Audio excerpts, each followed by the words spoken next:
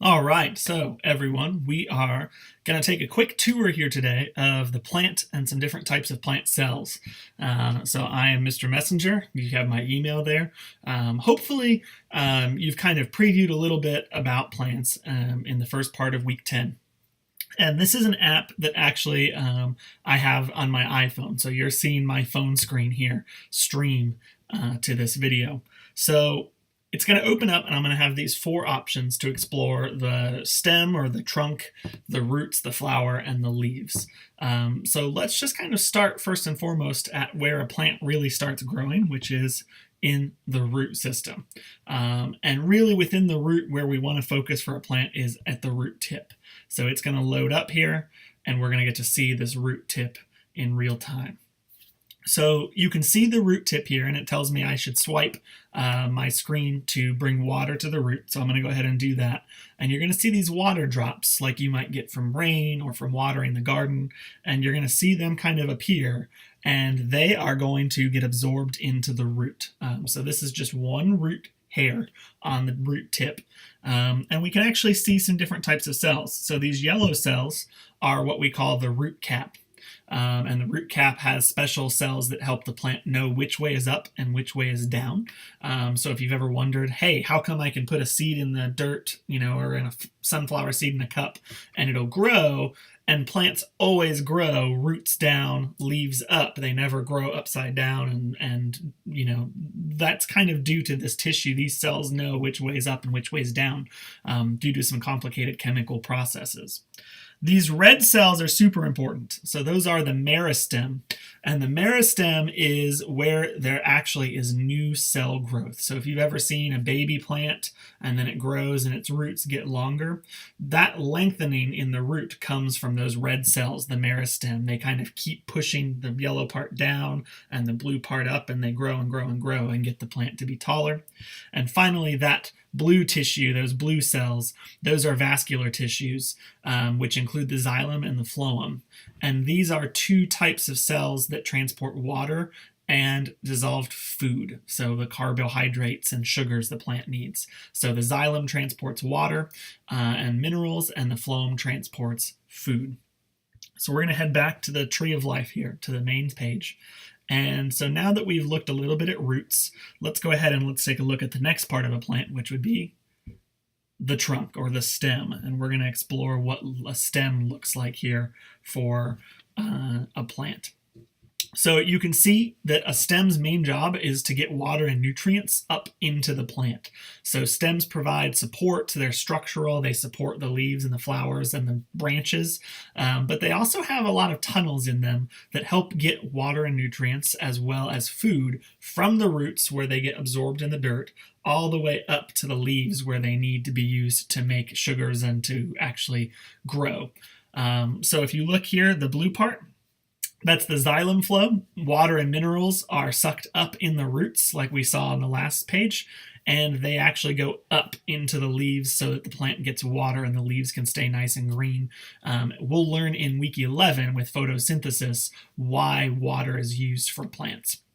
And you can see the red is the phloem flow. So the phloem transports glucose and amino acids and proteins from the leaves downward into the growing parts of the plant. So water goes up, the sugar that photosynthesis makes comes down. So it's kind of like a car on a street. Cars can go one way, and then you have cars coming the opposite direction. So water goes up to the leaves use the water to make sugars. The sugars come back down to the roots for storage. So we'll head back to the Tree of Life in the very center. And the next part we're going to explore is we're going to take a look at the leaves. And we're specifically going to take a look here at the plant cell. We'll come back to leaf anatomy and photosynthesis in week 11.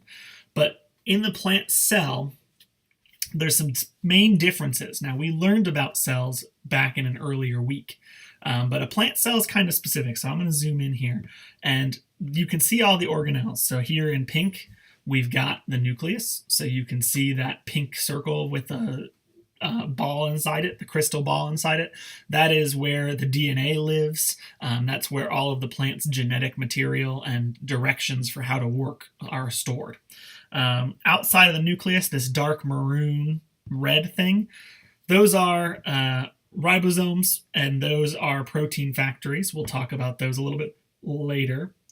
But I want to draw your attention to a couple other things. This little weird guy over to the left, that orange and blue, that's the mitochondria. Now he's kind of glowing as I tap him.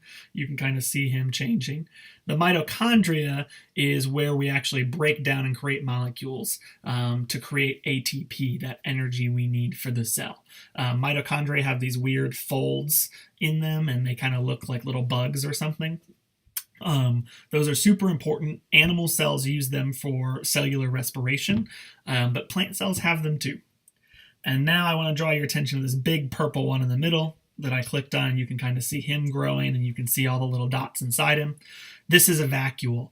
A vacuole is like a big plastic storage bag for a plant. It stores chemicals and wastes and water, and it can swell up to be really full, or it can shrink down when it's not so full. And plant cells have a giant vacuole. Animal cells, like humans, have very tiny ones. Plant cells have a big one. And finally, the biggest difference between plant cells and animal cells, for our purposes right now, is that plant cells have these green guys here that are flashing. These are the chloroplasts. Chloroplasts are only found inside of plant cells. They are what make plants green, leaves and stems. So roots do not have chloroplasts.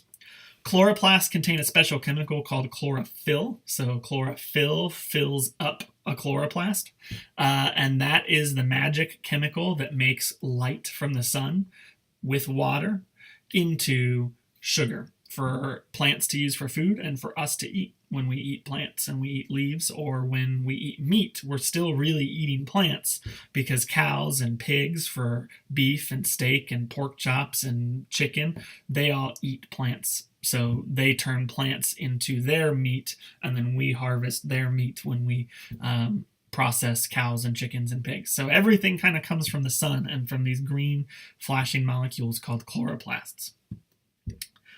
So one more stop here on our journey through the plant, different types of plant cells, and that is up here, and that is the flower and the fruit. So we're going to go ahead and zoom in on the flower and see what we get there.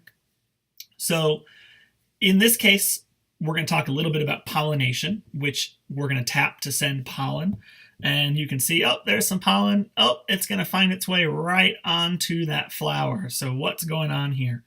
Well, when we tap it, we see that the pollen fertilizes the flower. That travels down that tube called the stigma, or from the stigma where it landed down the tube to reach the ovary of the flower. So you bet you didn't know flowers actually have ovaries inside them. And then once they're in the ovary, it fertilizes and the flower loses its colorful petals. So when flowers kind of lose and fall apart, it's because they've been fertilized. So that's kind of the first part there. So then all of the parts of the flower are going to fall apart, and you're probably like, oh, this is pretty terrible. The flower's ruined because it got fertilized. Well, once it falls apart, we actually get this kind of weird leftover thing, and you can see this plant is starting to bear fruit. So as those ovaries and ovules develop into seeds, the ovary starts to become the fruit wall. And if we keep kind of tapping it here, what do we see start to happen? I continue tapping it, tapping. Oh my gosh, that flower actually, once it was fertilized by some pollen, becomes an apple and becomes ripened. And over time, as that grows, those seeds are in the middle still that were fertilized, and the rest of the fruit grows and eventually becomes too heavy and falls from the tree or gets picked off the tree.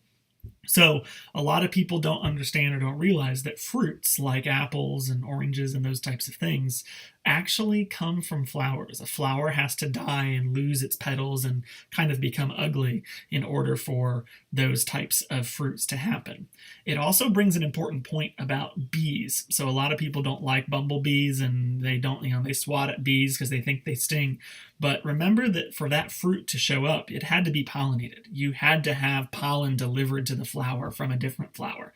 And bees are a really good way of doing this. They buzz from flower to flower, and pollen kind of sticks to them. And as they land on the new flower, it falls off and travels down the tube and starts the whole process. So without bees, you really wouldn't have any type of fruit. So you wouldn't have any of the fruits at the grocery store, a lot of those plants, even some vegetables, zucchini, cucumber, tomatoes, those come from flowers as well. And without bees, you would have a lot of fruits and vegetables missing from our food supply. So that kind of wraps up our study. That was pollination. We're going to go back to the tree of life. Thanks for taking this tour with me. Hope you learned a little bit and this shed some light on some of the things we've been talking about this week. And you're going to now learn a little bit more about how plants get water up to the leaves through that transpiration process through the xylem.